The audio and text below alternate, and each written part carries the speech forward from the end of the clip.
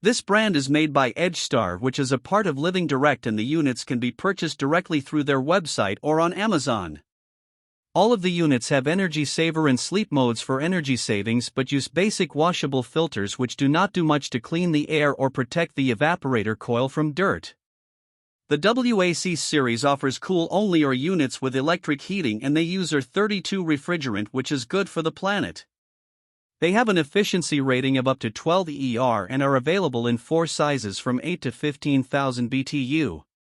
The WTC series offers units to be installed in a wall, but they use R410A, which is not as environmentally friendly as R32.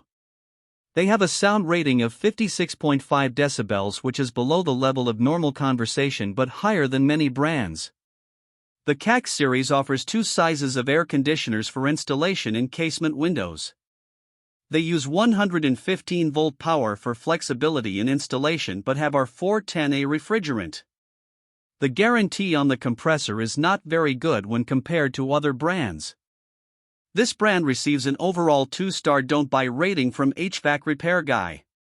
Please share your experiences with this brand in the comments section of the HvacRepairGuy YouTube channel.